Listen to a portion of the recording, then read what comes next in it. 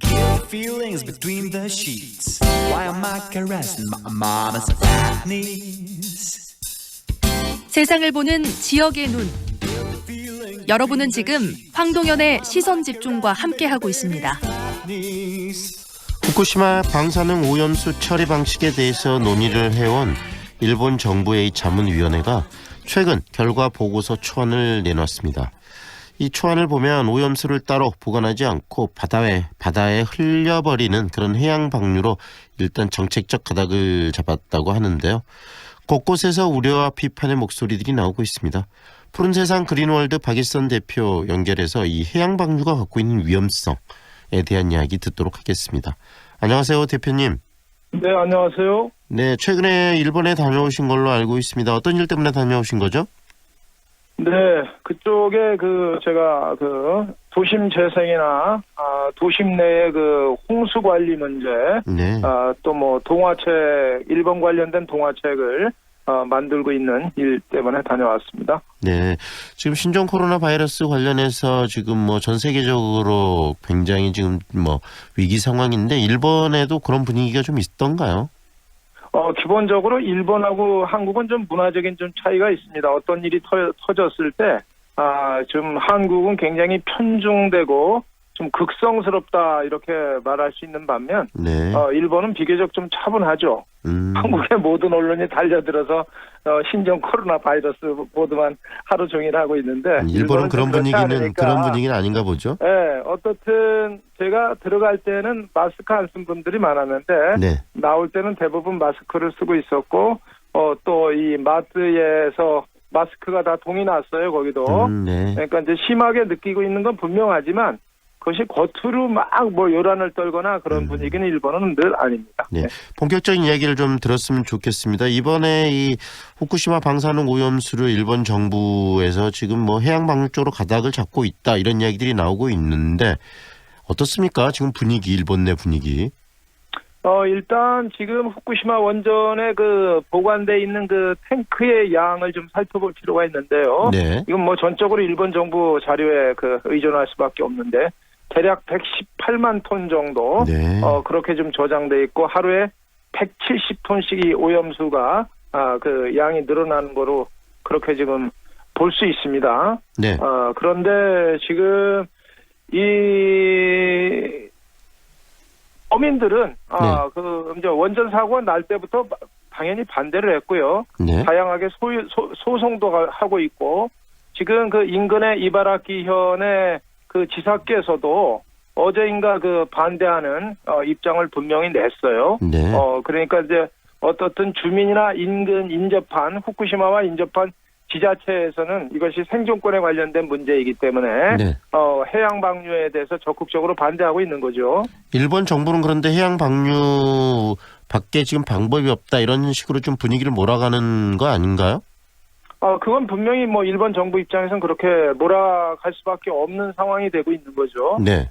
왜냐고 하면 이제 처리 방법이 다양하게 검토되고 있죠. 하나는 대기 방류의 문제도 있고 해양 방류의 문제도 있고 네. 그리고 이제 그걸 고체로 고형화시켜서 2,500m 정도의 지하 안반을 뚫어서 지하에 매립하는 방법도 있고 여러 가지 전기 분해해서 처리하는 방법도 있는데 네. 이것이 이제 시간의 문제, 예산의 문제 또 만일 처리하다가 발생할 수 있는 여러 가지 기술적 실수, 천재지변에 의한 사고까지 두루 고려했을 때 네. 일본에 미칠 수 있는 여러 가지 영향을 가장 적게 좀 판단해서 네. 해양 방류하면 물이 고여 있는 게 아니라 주변으로 확산되니까 네네. 그런 방식을 이미 정해놓고 몰아가고 있다라고 이바라키 현 지사도 문제를 네. 삼고 있는 겁니다.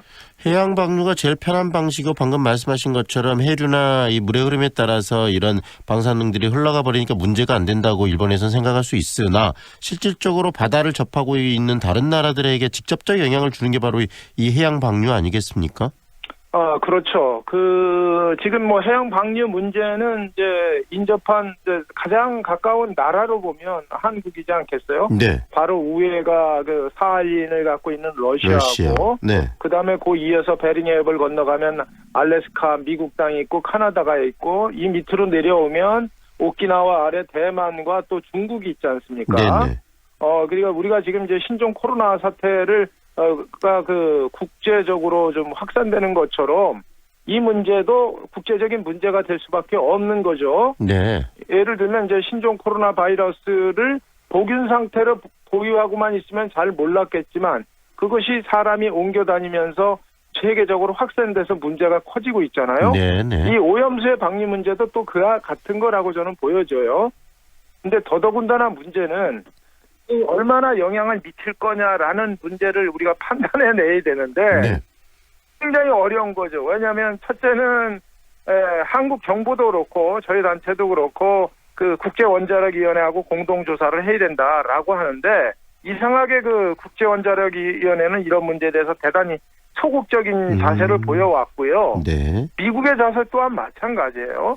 어떻게 보면 일본에 대해서 가장 발언권이 강한 미국도 그 일본의 이 오염수 처리 문제, 후쿠시마 원전과 관련된 일련의 자세에 있어서는 트럼프 행정부의 자세는 전혀 좀 상식적이지 않다. 너무 소극적이다. 네. 이런 것에 이제 한국 같은 약소국이 당하는 서름이 분명히 현실적으로 존재한다고 생각을 합니다. 네. 지금 방금 예를 들어주신 신종 코로나 바이러스 문제도 중국에서 이렇게 퍼지면서 한국에게 직접적인 영향을 주는 것처럼 방금 이런 방사능의 오염수들이 바다로 방출되면 실질적으로 가장 가까운 바다를 함께 쓰고 있는 이 한국의 영향 절대적일 텐데 그렇죠. 지금 한국 정부가 이 부분에 대해서 좀 효과적으로 대응을 하고 있습니까? 한국 정부의 목소리는 한국 굉장히 정부는 부족한 것 같다는 생각도 좀 드는데요. 제기하고 있고요. 또 이제 문재인 정부는 어떻든 개혁성을 갖고 출범한 정부이기 때문에 국제사회에서 이 문제를 꾸준하게 가장 적극적으로 일본과의 얘기적 부담을 무릅쓰고 이 문제를 제기하고 있고요. 또 중국 정부도 이런 것에 이제 뜻을 같이 하고 있으니까 일단 지금 미국과의 연대 전선도 중요하지만 한국 정부의 입장에서는 중국의 힘을 확보해내는 거, 또 러시아하고 힘을 확보해서 일본에 대한 어떻든 압박을 해 나가는 그런 형국으로 보여질 수 있는데요. 네.